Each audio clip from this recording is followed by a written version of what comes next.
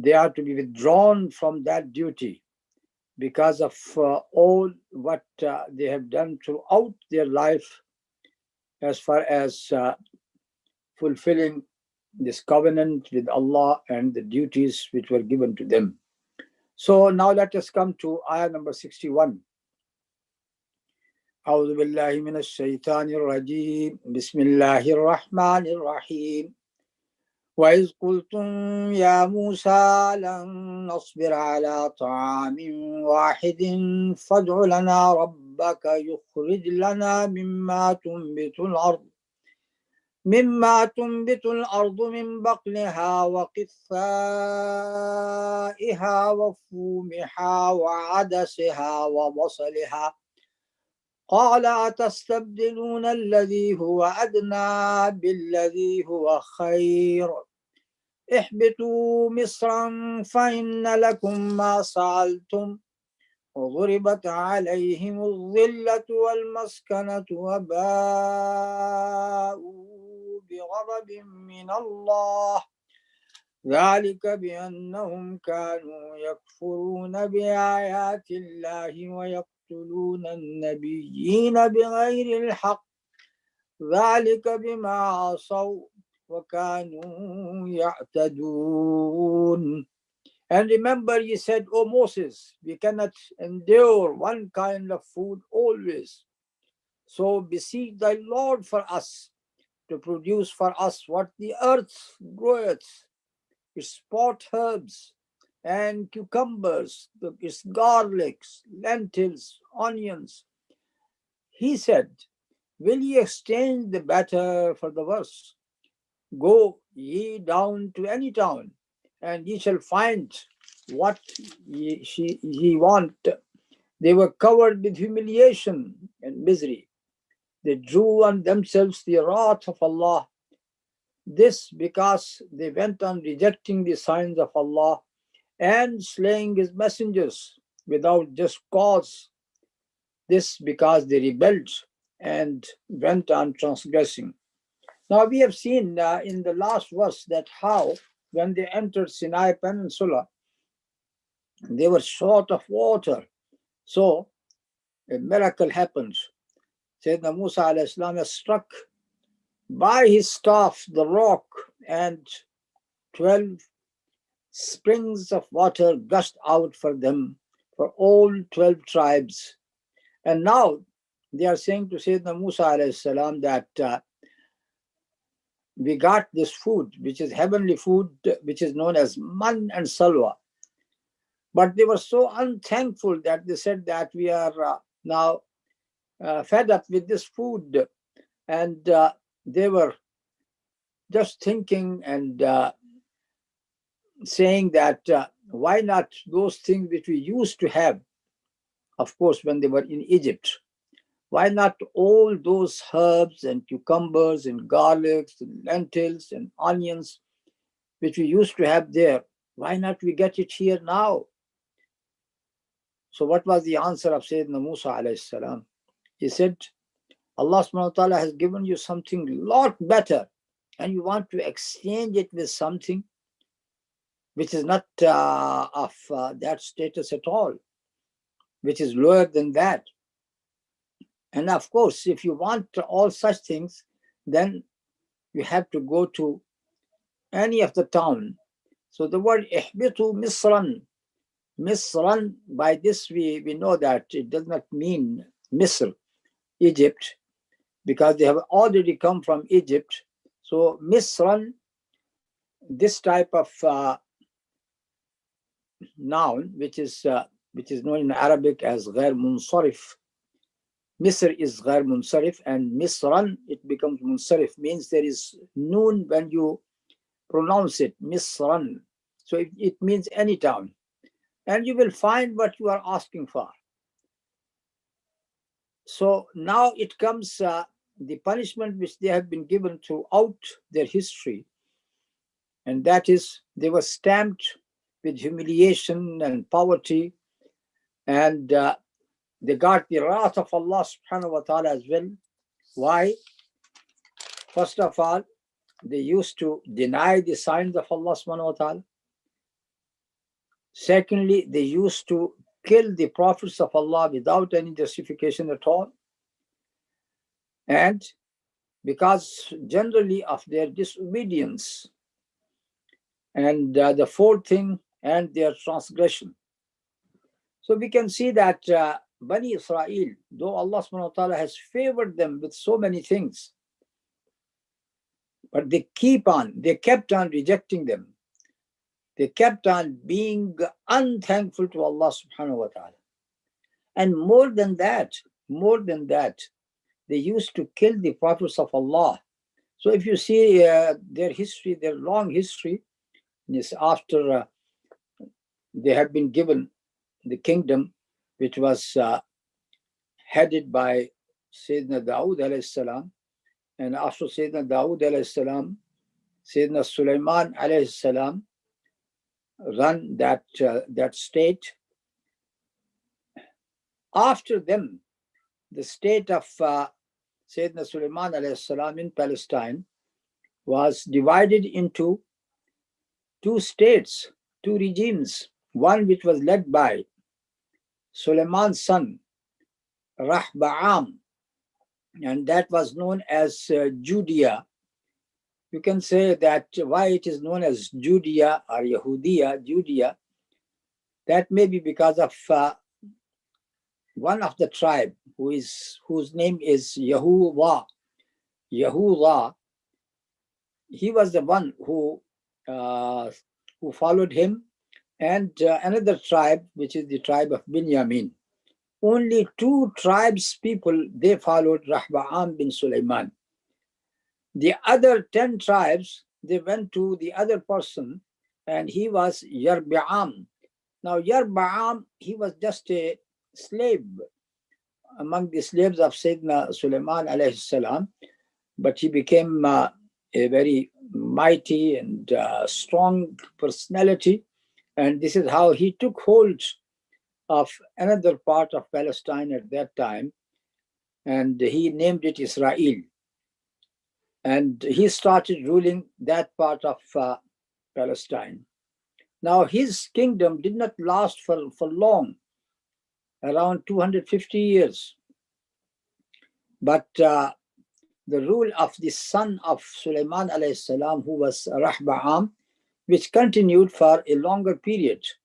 And we have seen that how the king or the ruler of Iraq, known as Bukhtunussar in Arabic, Nabucodonosor in English, attacked, invaded Palestine, and then he made the Jews captive and brought them back to his country, Iraq or Babylonia,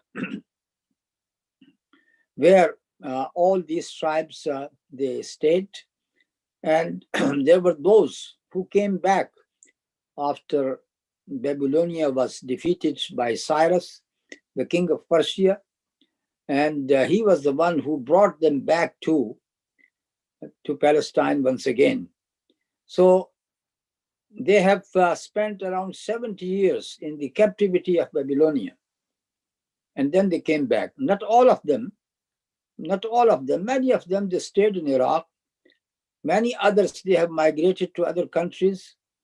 They have left for Persia, then Afghanistan, maybe beyond Afghanistan as well. This is why it is said that these 10 tribes were lost completely, and only few people have left out of these two tribes, Yehuda and Binyamin.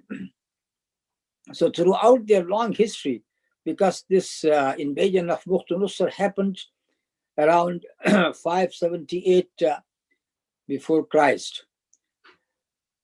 So in their long history, since Dawood alayhi salam, who was 1,000 years before Christ, they have done all such acts of disobedience, including killing of the prophets of Allah. Among those who were killed by them was Prophet Isaiah or Ash'iyah, Prophet Armiyah, and then the famous Prophet Zakaria, and then his son Yahya, alayhimus salam, jami'an. And then we also know that they wanted to kill Sayyidina al-Masih alayhi salam as well. So this is a crime sheet which is given here in this ayah. Why all this humiliation has happened to them? What is the reason behind it?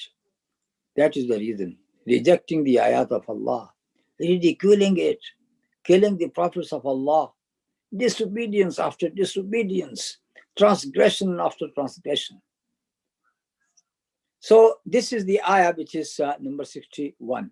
Here, a question comes to those people who might have repented among the Jews and who have lamented upon their position and what they have done. The question is there any way for them to be accepted to Allah subhanahu wa ta'ala? Is there any way that they can get their salvation as well? The answer comes in the next verse, 61, 62. إن الذين آمنوا والذين هادوا والنصارى والصابئين من آمن بالله واليوم الآخر وعمل صالحا فلهم أجرهم عند ربهم ولا خوف عليهم ولا هم يحزنون. Those who believe in the Quran and those who follow the Jewish scriptures and the Christians and the Sabians and who believe in Allah and the last day and work righteousness shall have their reward with the Lord on them. On them shall be no fear, nor shall they grieve. That is the answer. And Allah subhanahu wa ta'ala has not only mentioned them because they were the people who are meant primarily, but also some other groups to show them that this type of favor which we are going to bestow upon you, that is not just for you. Any people who want their salvation, what should they do? First of all, these groups, the major groups are mentioned. Indeed, those people who believe, means the believers, the Muslims. وَالَّذِينَ هَادُوا, those who are attributed to Yahudiya, are the Jewish faith. وَالنَّصَارَى, those who are known as Nasara and As-Sabi'in. Among them, anyone who believe in Allah and the last day. Believe in Allah and the last day. Here, not all the articles of faith are mentioned. Only two main articles are mentioned.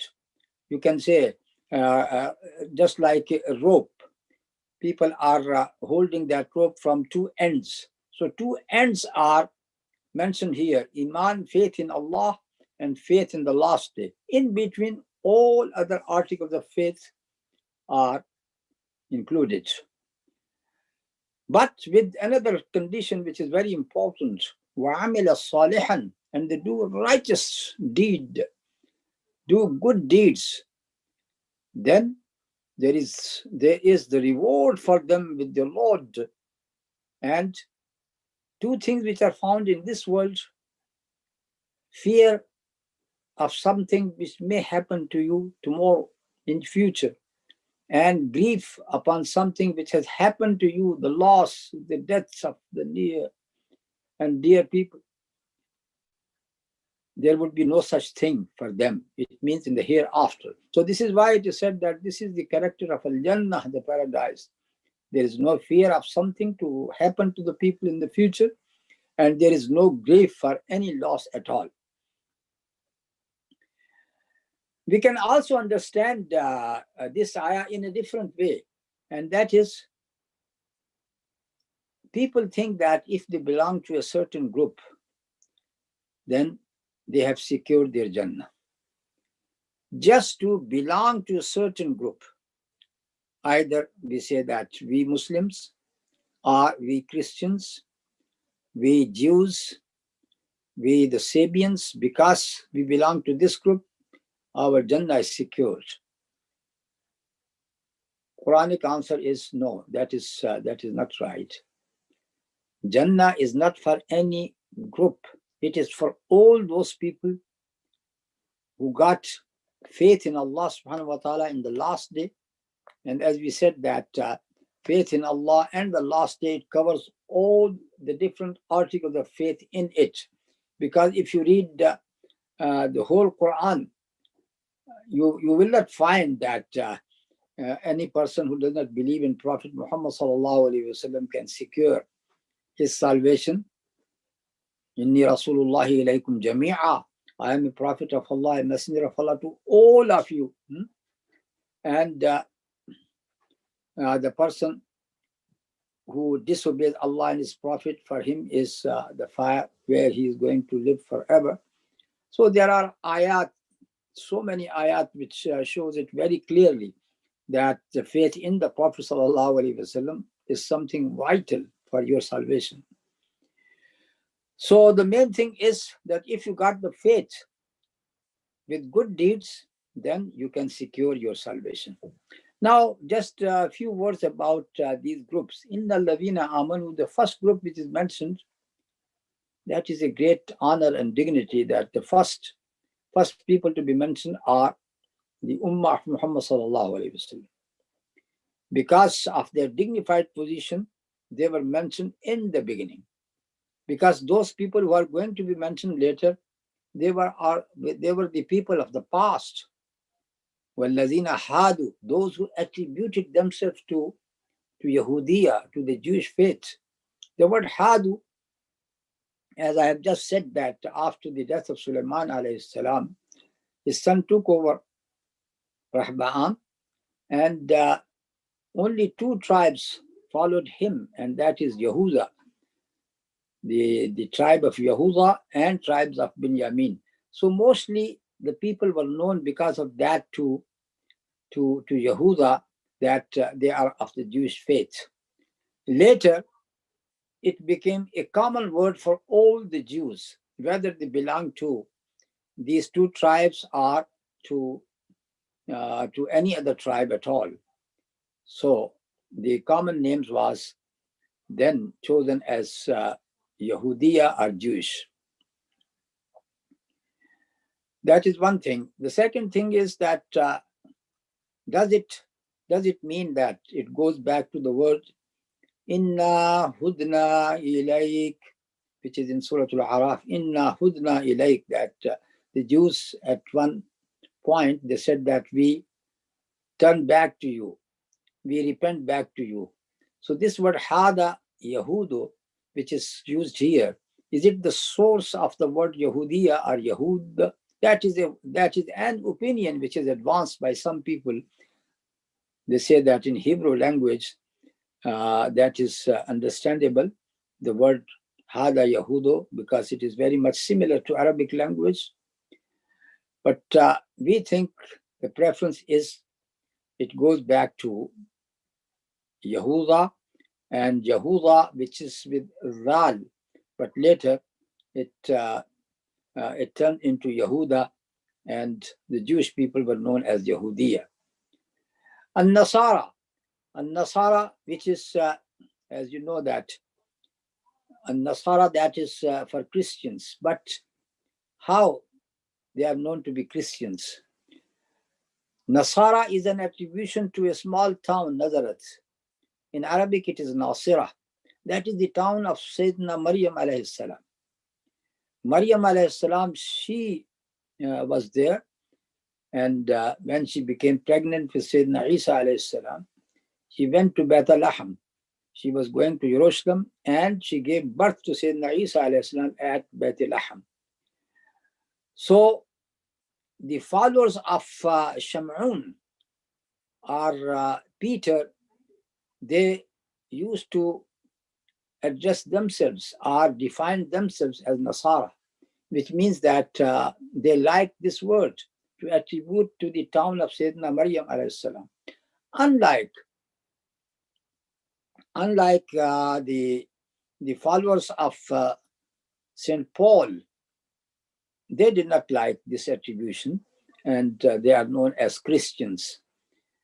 So that is the difference. Quran always use the word An-Nasara whenever the Christians are mentioned, which shows that they were the early Christians, the followers of Shamun, Peter, who remained on the actual religion which was introduced by Sayyidina al-Masih alayhi salam, though later so many things have been introduced into it, including the idea of Trinity. Was-Sabi'in. Then comes the fourth group, which is the Sabi'in. So much has said about As-Sabi'in. Who are As-Sabi'in? Just to summarize the whole discussion, we say that As-Sabi'un, they are the people who are found in Iraq, also in Syria, and according to some in Yemen as well. They used to worship stars and planets. How they started worshipping them? Of course, their beginning should not be a shirk. They say that they are coming from Sayyidina Nuh alayhi salam, and right after Sayyidina Nuh alayhi salam, they were on the right path. But as we know in Surah Nuh, shirk has started among those people after a few generations. So there was this type of deviation from the right path. Among these people, the worship of the stars and planets also grew. So they are the people who were actually known with this practice of worshipping the stars and the planets. Among them, those people who were living in Syria, in a place called Harran. Harran is the place where Shaykh al-Islam al-Imam Ibn Taymiyyah was born. So these people are also known as Harraniyin. According to some, they are known as they are attributed to Yahya alayhi salam, and Yahya alayhi salam, who is known as Yuhanna in Arabic, John in English. So they were also known as Yuhannasiyun. Why? Because they got reverence for Yahya alayhi salam. Then there is a discussion that whether they are Ahlul Kitab or not. Some of our jurists, like Sidna al-Imam Abu Hanifa rahmatullah alayh, he said that they are from Ahlul Kitab. Others say no, they are not from Ahlul Kitab. What happened that these people, they have been dominated by different faiths throughout the history. So in some areas, they were dominated by the Magians. Magian practices dominated them. So they were known as Magians. And those who settled down in Roman areas, they were dominated by Judaism or Christianity. So this is how they were treated as Ahlul Kitab.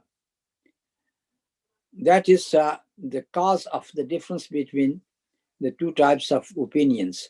If we think that they are so old as a religion, we can understand how Sayyidina Ibrahim a.s. addressed them when he wanted to convey the message of Allah subhanahu wa ta'ala. The story which is mentioned in Surah Al-An'am, that Sayyidina Ibrahim a.s. first said, looking at the star, that it is my Lord.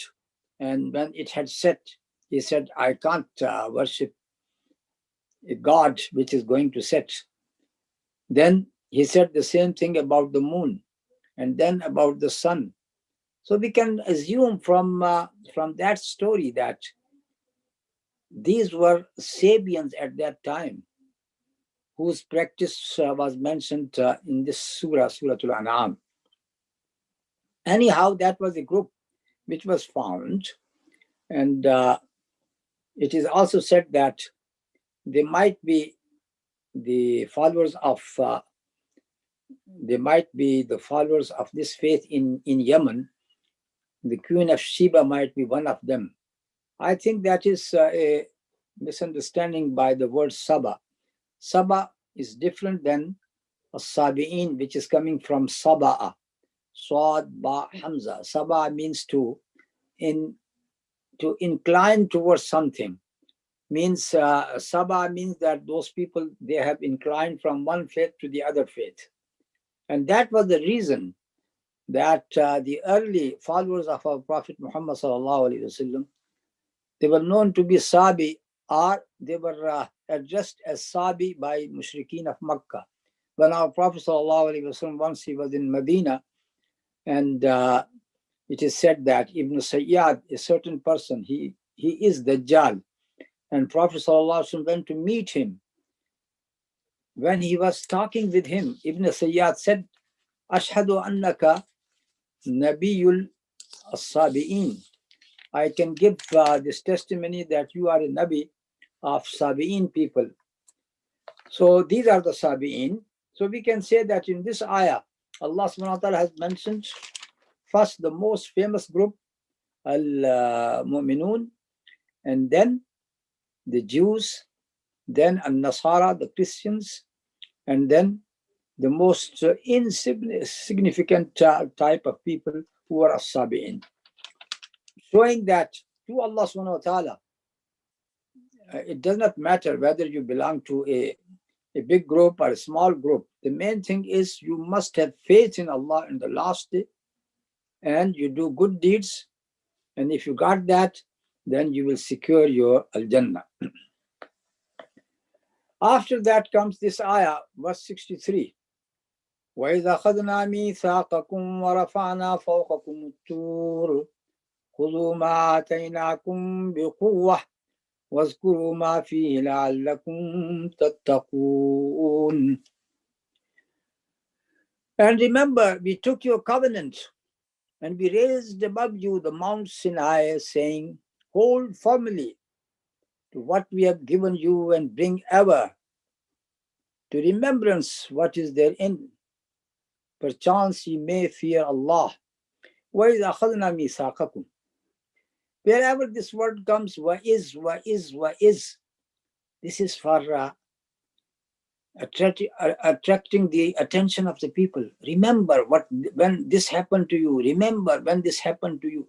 وَإِذَا أَخَذْنَا مِيثَاقَكُمْ. Remember when we have taken a covenant from you. And what is that covenant? Covenant is Sharia. Sharia, the book of Sayyidina Musa alayhi salam, which was given to him, at Tawrat. That was the covenant with Allah subhanahu wa ta'ala. Abide by it, and to make it something very firm. A great incident happened. In Sinai Peninsula, Bani Israel, they gathered at Mount Tur, which is in Sinai. So they were just at the bottom of Mount Tur when this covenant or this pledge was confirmed by this incident. What they have seen, it is just like an earthquake. It is just like a great thunderbolt.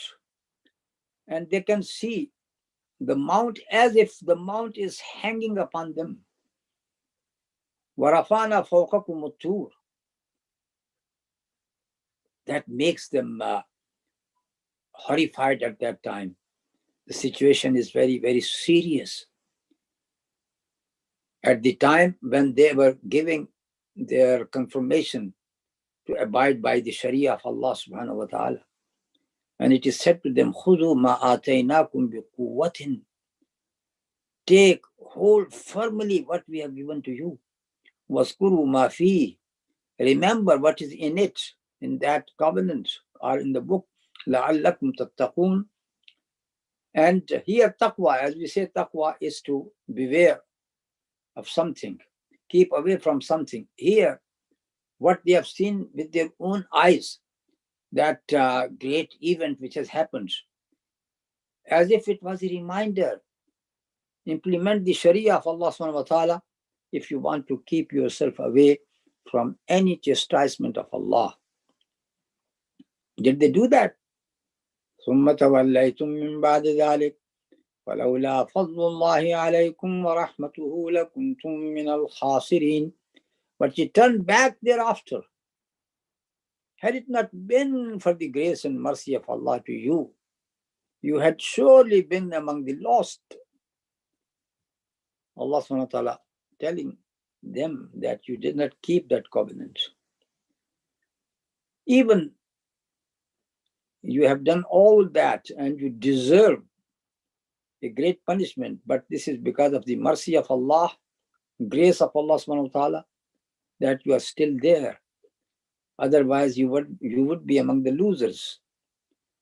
Another incident which happened, وَلَقَدْ عَلِمْتُمُ الَّذِينَ اعْتَدَوْا مِنْكُمْ فِي السَّبْتِ فَقُلْنَا لَهُمْ كُونُوا قِرَدَةً خَاسِئِينَ.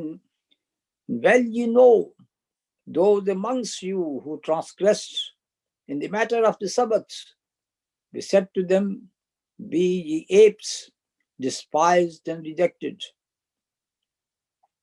That story of the people of Sabbath, which is going to be later related in detail, that when they were told that Sabbath day, you just devote it for the worship of Allah subhanahu wa ta'ala, no other work should be done on that day.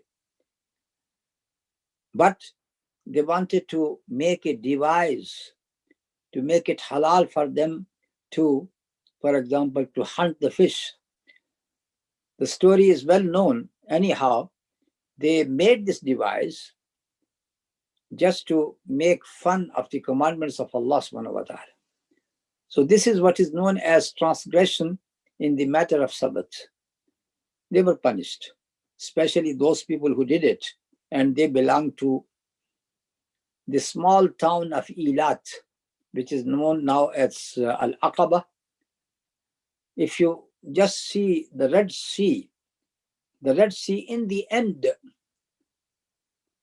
one end is when it begins from the Indian Oceans, that is Babul Mandab, very near to Eden or Aden, and then the Red Sea goes as far as Egypt. There it got two arms. So these two arms of Red Sea, the right arm ends upon Eilat. So that is the story of the people of Eilat, who were punished. How? Allah subhanahu wa ta'ala said to them, be apes, despised and rejected. They were apes, they were monkeys. Both meanings are given by Tabi'in. One is that they were disfigured and turned into apes, but still they got human thought, just like other human beings, so they can realize what has happened to them, and it becomes a lesson for them. The other is, no, their mind were turned into apes' minds, though they got their own figure left. So they got a human structure, but their mind became just like the mind of the apes. فَجَعَلْنَاهَا نَكَالًا لِمَا بَيْنَ يَدَيْهَا وَمَا خَلْفَهَا وَمَوْعِظَةً لِلْمُتَّقِينَ. So we made it an example to their own time and to their posterity, and a lesson to those who fear Allah. They were made a piece of lesson for those people who were there at that time, for all those people who were around them, وَمَا خَلْفَهَا, and those who are going to come later, وَمَوْعِظَةً لِلْمُتَّقِينَ, and also a lesson for all those people who fear Allah. Another story which begins with is, وَإِذْ قَالَ مُوسَى لِقَوْمِهِ إِنَّ اللَّهَ يَأْمُرُكُمْ أَن تَذْبَحُوا بَقَرَةً قَالُوا وَتَتَّخِذُنَا هُزُوًا قَالَ أَعُوذُ بِاللَّهِ أَنْ أَكُونَ مِنَ الْجَاهِلِينَ. And remember, Moses said to his people, Allah commands that ye sacrifice a heifer. They said, makest thou a laughing stock of us? He said, Allah save me from being an ignorant fool.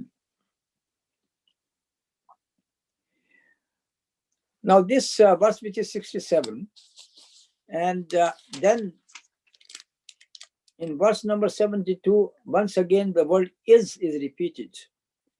وَإِذْ قَتَلْتُمْ نَفْسًا فَادَّارَأْتُمْ فِيهَا وَاللَّهُ مُخْرِجٌ مَا كُنْتُمْ تَكْتُمُونَ. Remember, you slew a man and fell into a dispute among yourselves as to the crime. But Allah was to bring forth what you did hide.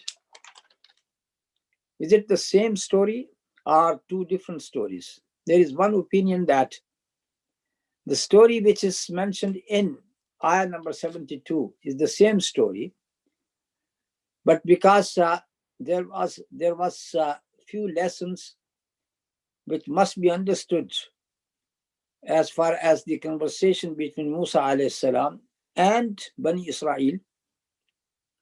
That conversation comes first, and then comes the verse about the beginning of that story.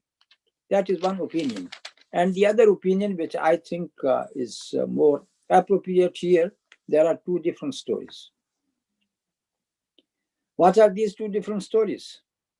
The first one is Allah subhanahu wa ta'ala is telling them about a certain rule. If a person is killed and the killer or the murderer is not known, then what to do? Now think that a person has been killed. And Sayyidina Musa alayhi salam said to his people that Allah subhanahu wa ta'ala is commanding you to kill a cow. Now here comes their habit of not implementing the order of their prophet plainly, simply, but they started asking questions.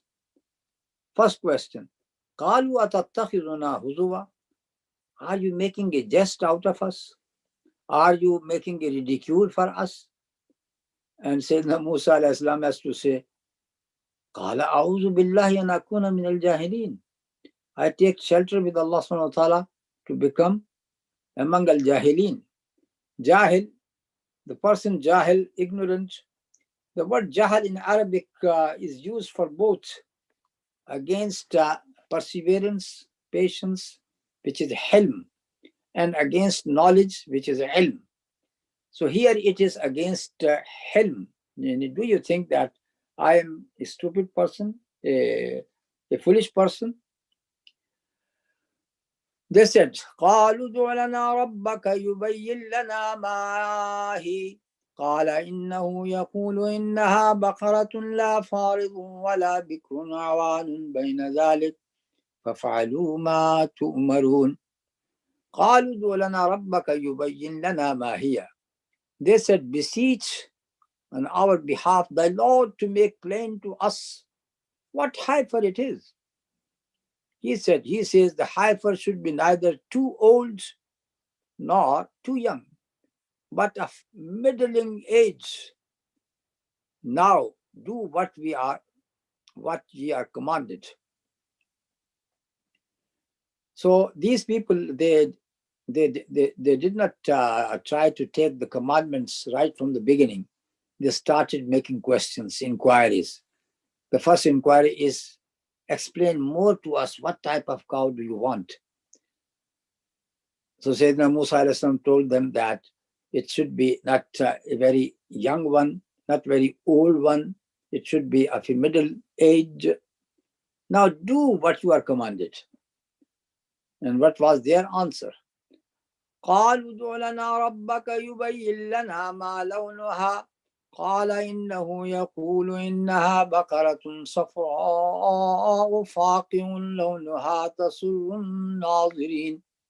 They said, beseech on your behalf thy Lord to make plain to us her color. He says, a fawn-colored heifer, pure and rich in tone, the admiration of beholders. So they started asking about its color. So when they asked about its color, then Sayyidina Musa alayhi salam made it a bit harder for them. Find out a cow of very golden type of color, which is, as it is said here, a fawn-colored heifer. looking very nice and looking very colorful in the eyes of the people. Still, they are not satisfied. Another question. قالوا ادع لنا ربك يبين لنا ما هي إن البقرة تشابه علينا وإنا إن شاء الله لمهتدون. They said, beseech on your behalf, beseech on our behalf thy Lord to make plain to us what she is. To us or all heifers alike, we wish indeed for guidance if Allah wills. Once again, they are saying we need more clarification because there are so many cows and we are confused which cow we are going to take. But this time, that is the third time, and they said, Insha'Allah. Wa inna insha'Allahu la muhtadun. And if Allah wills, we are going to be guided. So that was the barakah for Insha'Allah. That was the last question. And they were given a satisfactory answer.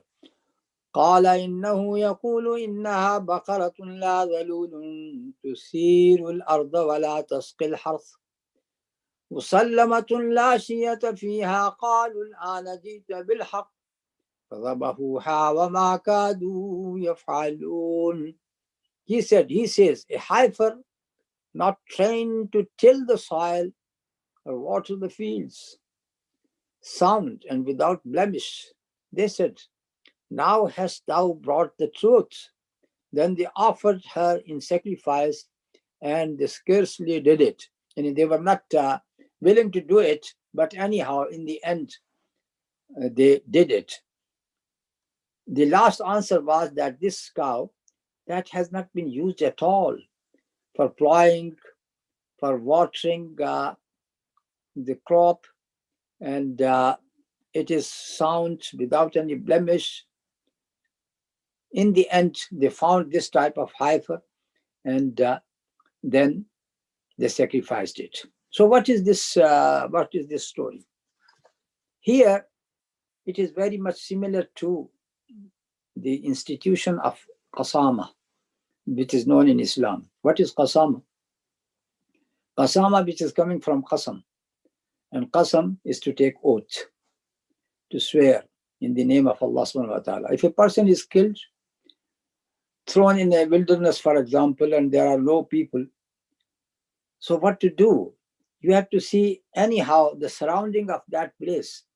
The people who are very near to that surroundings, according to the Islamic teachings, 50 of them have to do swearing in the name of Allah subhanahu wa ta'ala that they did not do it.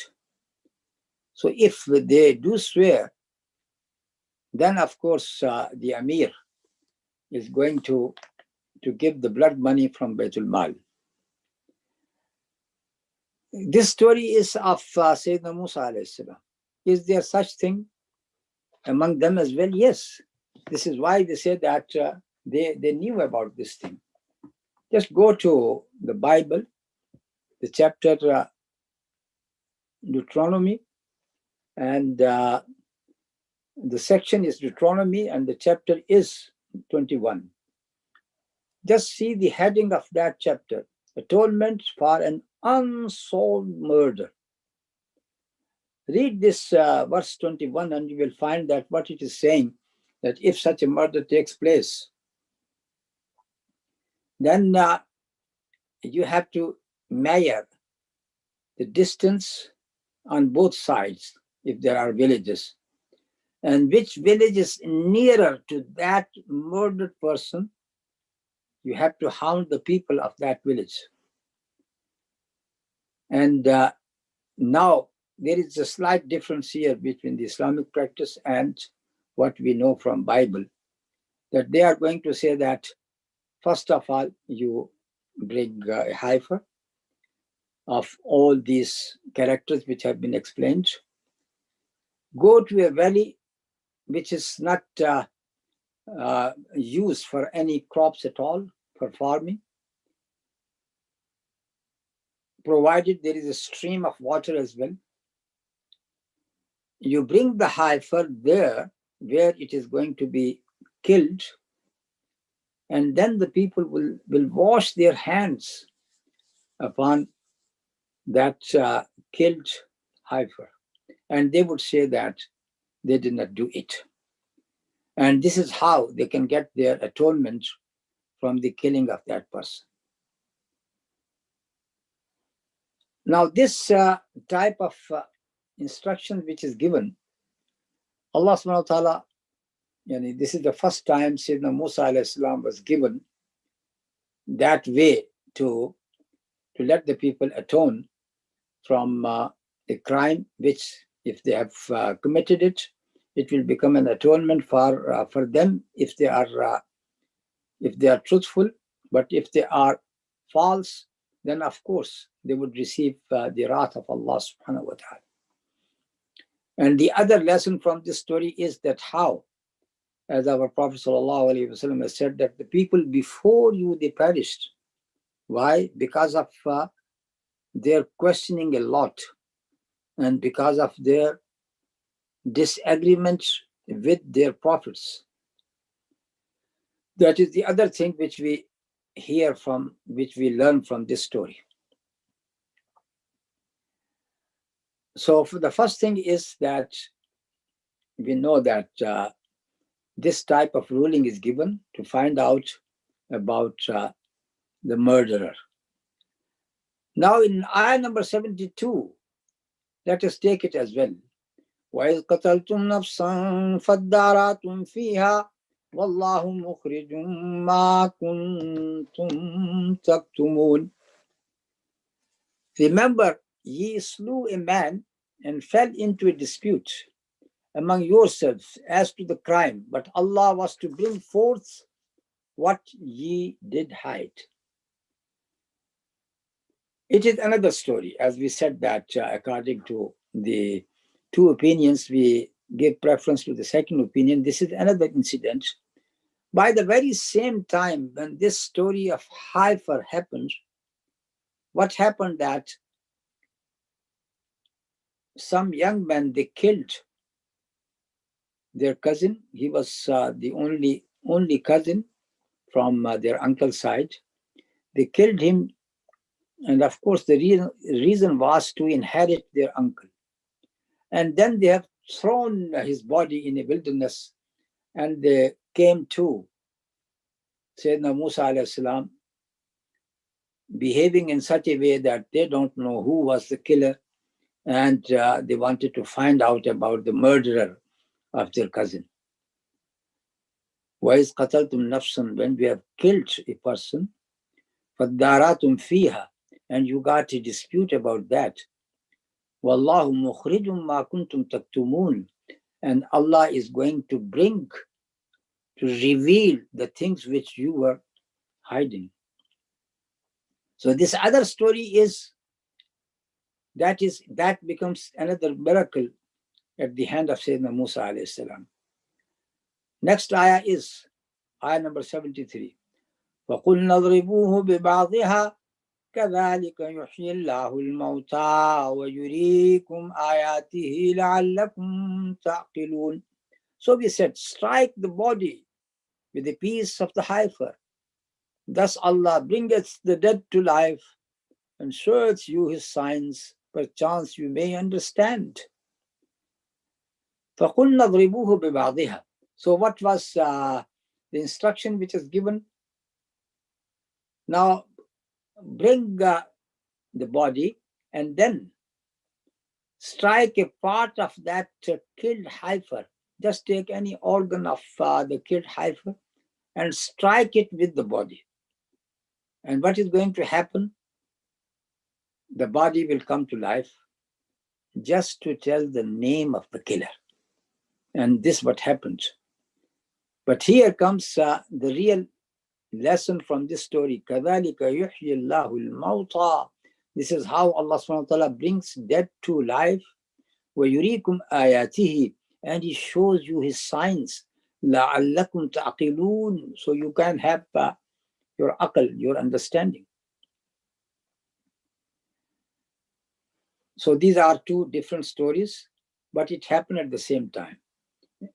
When Sayyidina Musa alayhi salam was telling them how to do qasama, At the very same time this incident happened, these people, they came to Sayyidina Musa alayhi salam asking how to solve the riddle that their cousin was murdered. They were the murderer by themselves, but they wanted to hide it. And Allah subhanahu wa ta'ala revealed the truth in this way.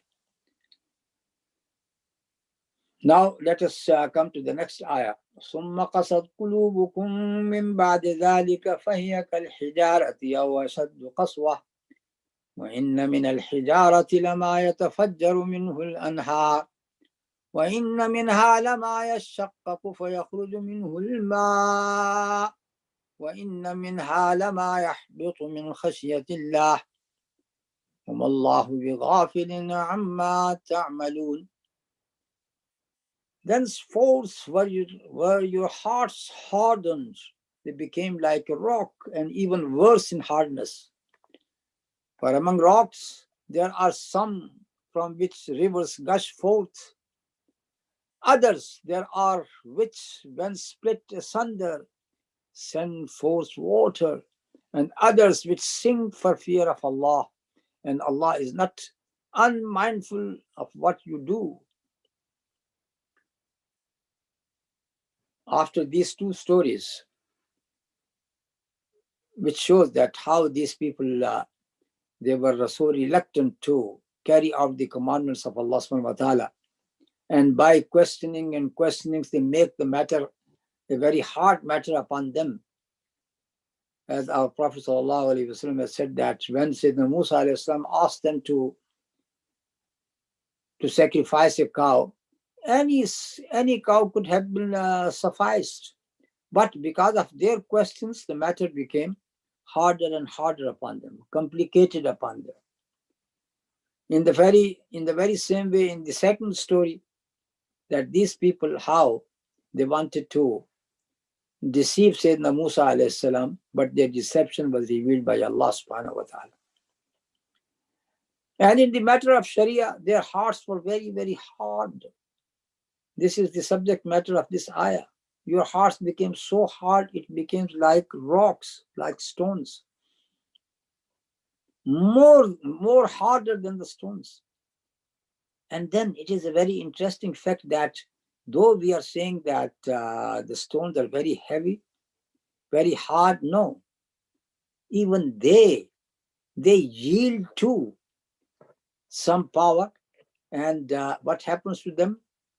Some of them, they become the source of what? The source of rivers.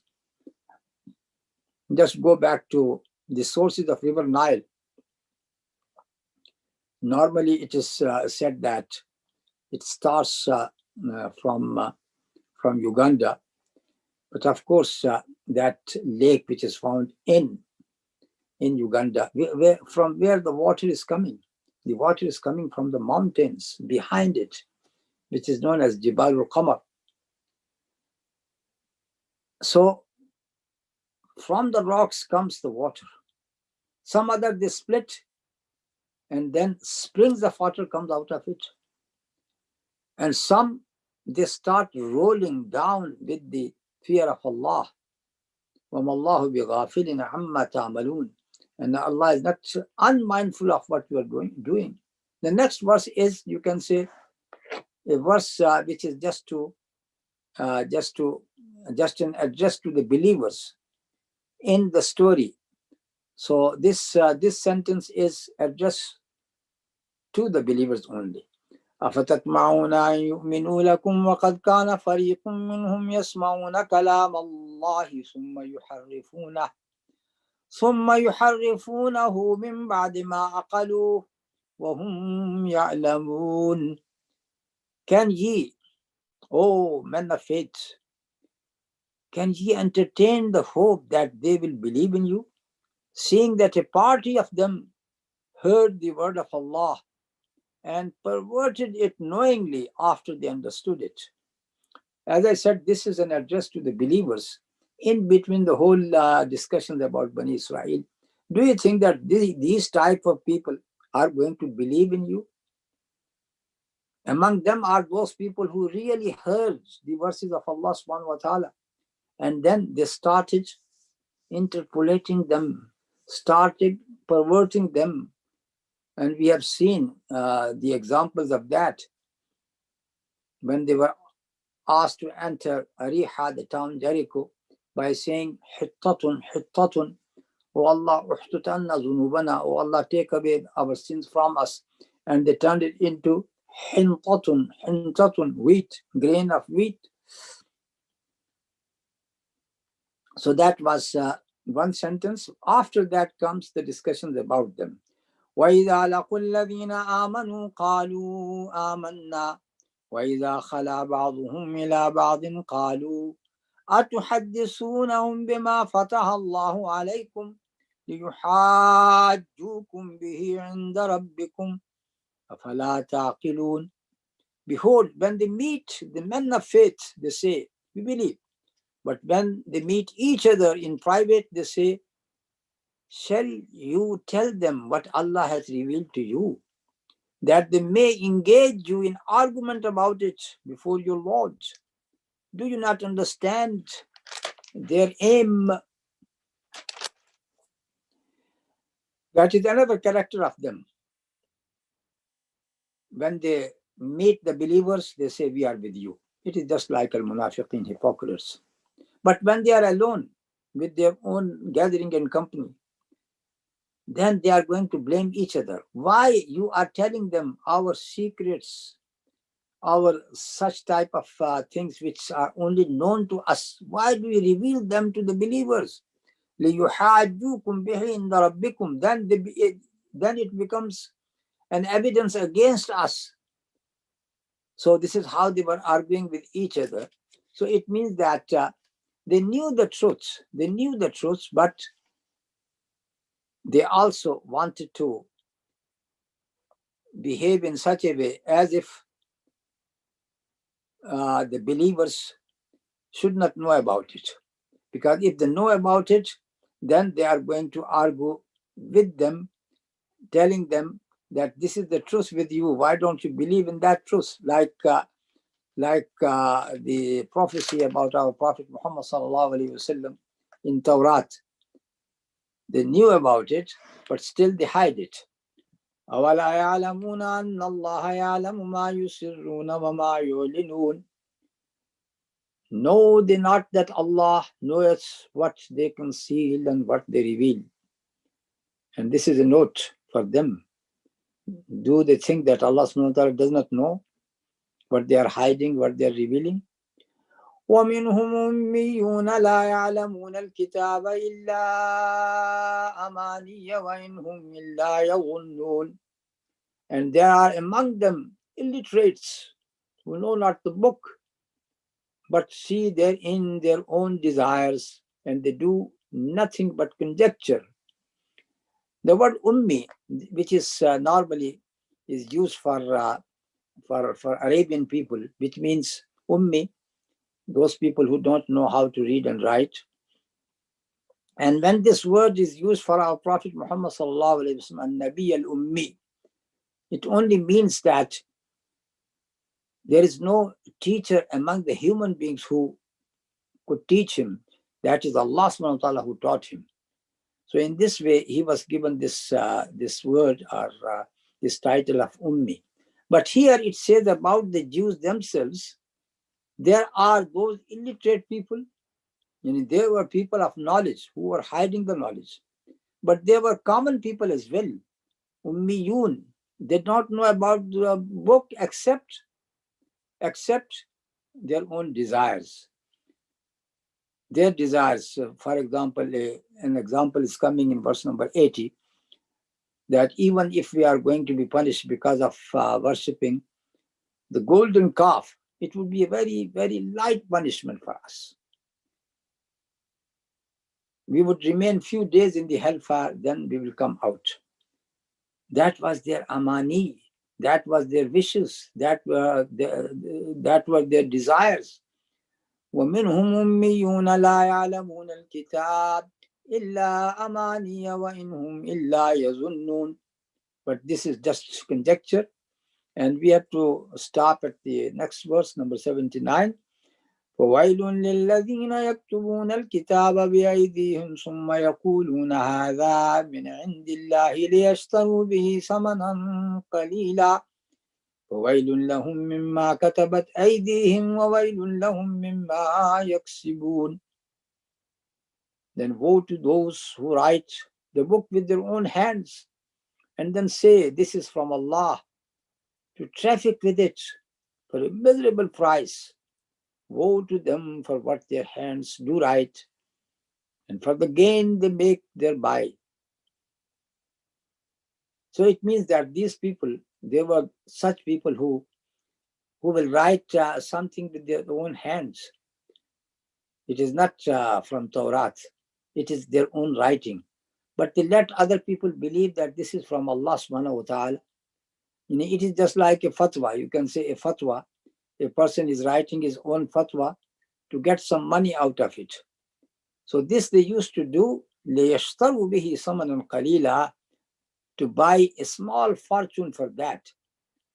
And they will make such a big lie to say that this fatwa is from Allah subhanahu wa ta'ala and it is their own handicraft.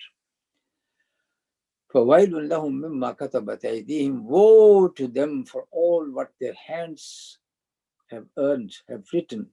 وَوَيْلٌ لَهُم مِّمَّا يَكْسِبُونَ, and woe to them for all what they have earned. So this is where we have to stop in today's lesson. وصلى الله تعالى على نبينا محمد وعلى آله وصحبه أجمعين. السلام عليكم ورحمة الله